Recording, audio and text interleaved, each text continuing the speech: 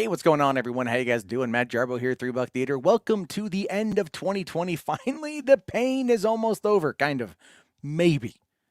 But as we finish up this year, as we finish up this hellacious, terrible year, there is a glimmer of hope on the horizon, especially if you happen to be a fan of, well, quite frankly, the Snyderverse. If you've been looking forward to Zack Snyder's Justice League, it's coming, and so will many of you when it finally drops sometime in March of 2021. But today's been an interesting day because as we get closer to its release, Zach has been doing some pretty fun stuff on the sides. For example, he dropped this image earlier today in glorious 4x3 for some reason.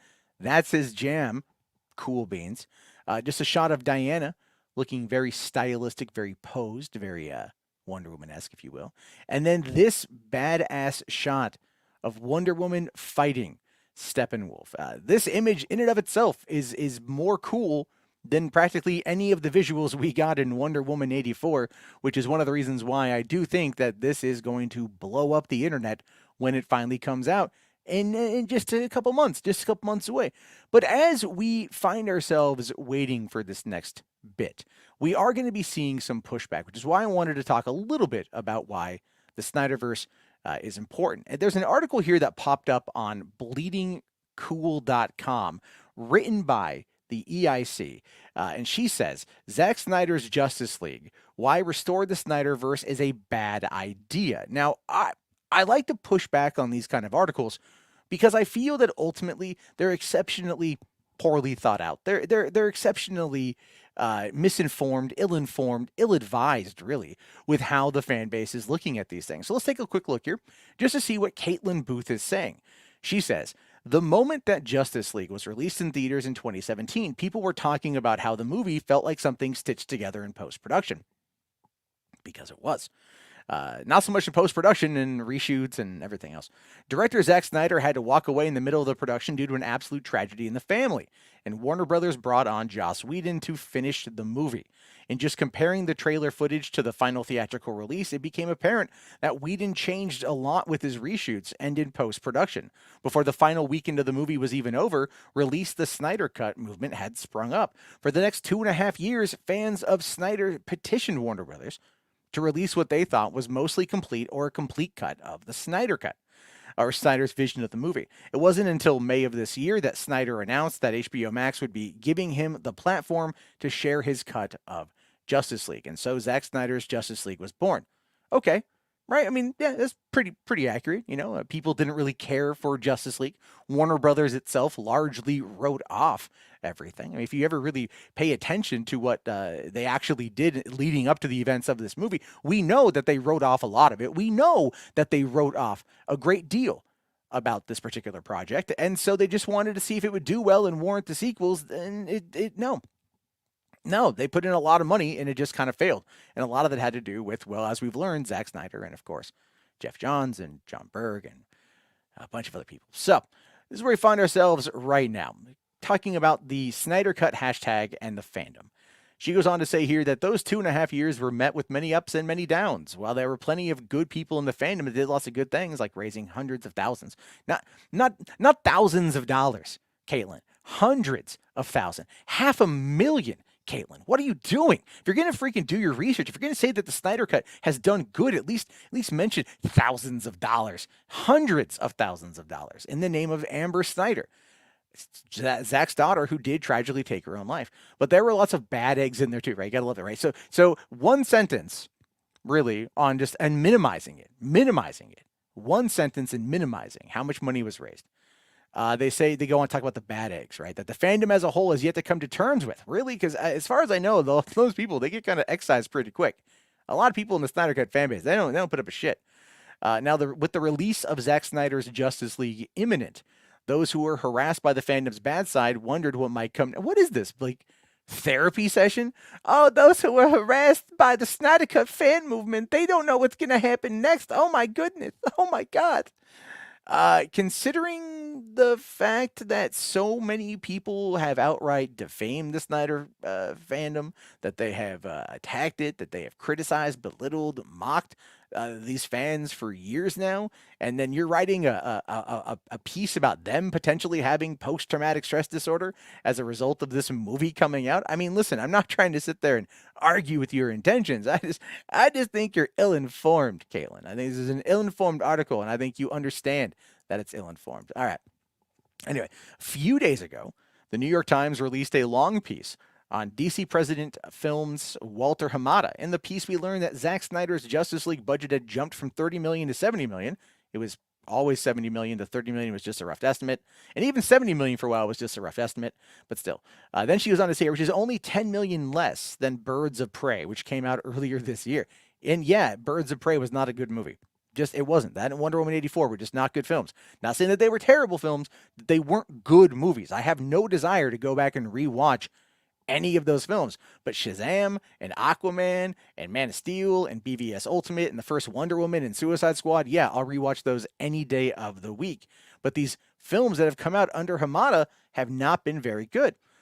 So anyway, it says it was also in that piece that it was revealed that executives thought of Snyder's cut as a storytelling cul-de-sac, a street that leads nowhere, and that he wouldn't be involved with future DC projects. It didn't take long for a new hashtag to form on Twitter, and this one was hashtag restore the Snyderverse, or they wanted DC and Warner Brothers to bring back Zack Snyder's original version of the entire DC universe. Yes, they do. They do, and they still want that because this is what we've gotten so far is the most complete and cohesive of having a cinematic universe. You do not go up against Marvel without wanting to copy Marvel. That is just a reality of it. I understand that there's going to be a situation and a point in time where a lot of these people are going to be like trying to justify what happened. They're going to be trying to figure it out. They're going to be going in there going like, wait a minute, I was always supportive of it. No, they weren't, and that's been documented time and time and time again. It's been documented. This whole situation where they're trying to talk about like, fans wanting this stuff to be canon is because this is what has spawned the release of the Snyder Cut. If the fans didn't matter, if the fans didn't matter at all, then AT&T would not be doing this. This is flat out coming in from DC Films. It's another one of the hit pieces that they try to put out there in order to dissuade the fans. I don't know why they do it, but they do it. They do it all the damn time. But anyway, let's continue here. Now, without a doubt, this is the wrong move. Caitlin, that's your opinion. Your opinion is false, but everyone can have trash opinions. I unironically enjoy the movie Juwanna Mann. There we go. And I'm inclined to believe that Snyder would agree with me because he's all but said that his version of the universe wouldn't ever work. All right. The Snyderverse that people are talking about is the original plan for the DC Extended Universe, and it was, for lack of a better of putting it, a very blatant attempt to copy the Marvel model at 2 times the speed, which is, yes, I would agree with that. I would 100% agree that they did rush into it. But that being said, as we've learned over the span of the last 7 years, coming up on 8 years now, with the release of Man of Steel, that there was going to be there's a plan. There's a 5-film plan. That is an arc. That's an arc to set up the universe to expand off from there, right? What was phase 1 of Marvel? Phase 1 of Marvel took place from 2008 to 2012. All right?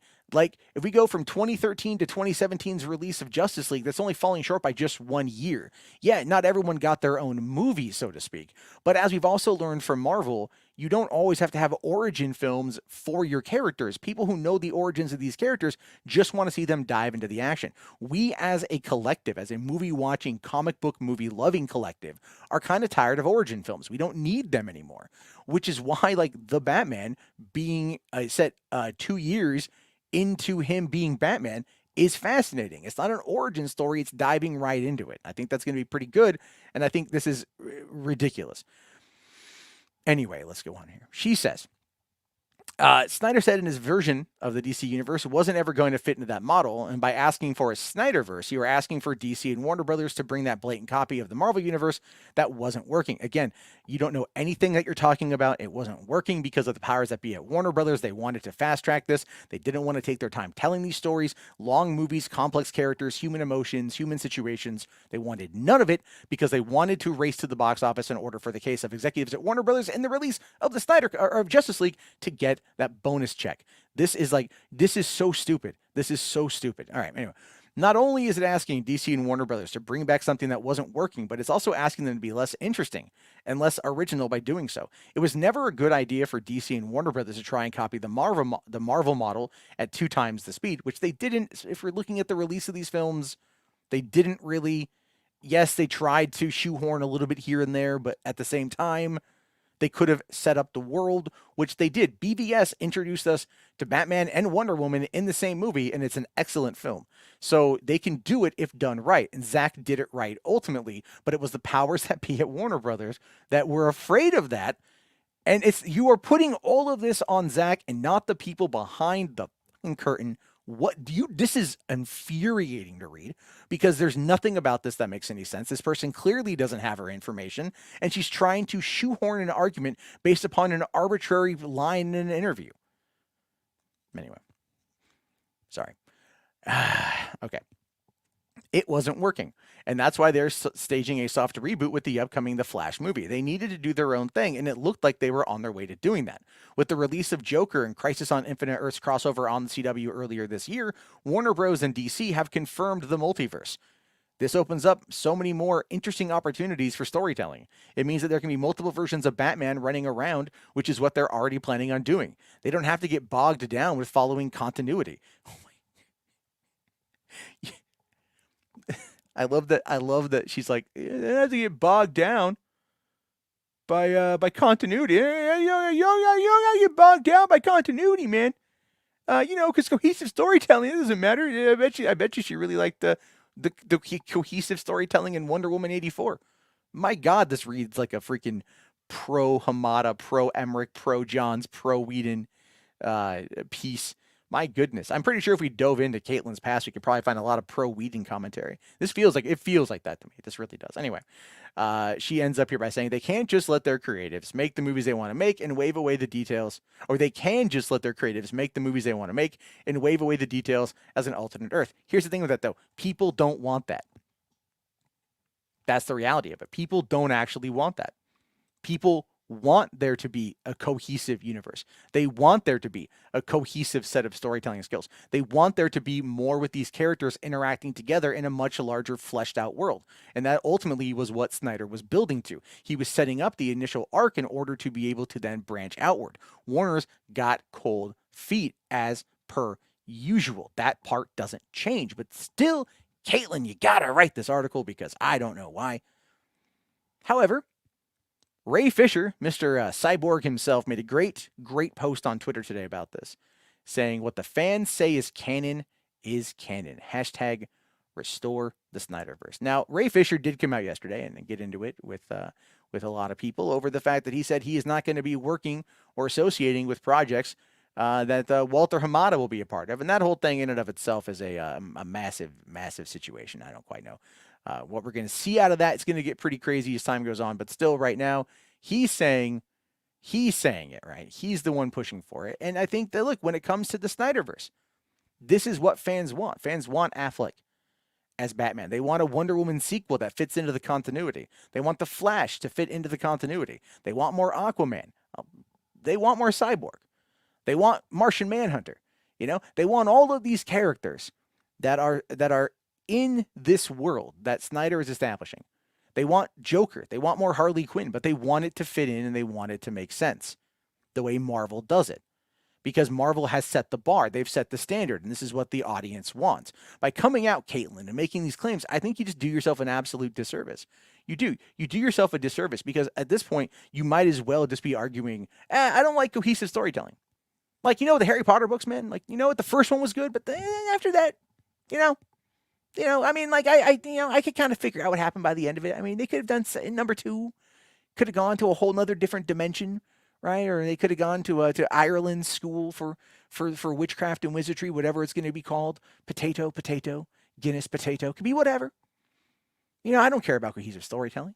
I don't care about continuity. People care about continuity. People care about cohesive storytelling because you know what? We live in a world. We live in the world where this kind of stuff is meant to be an extension of our world.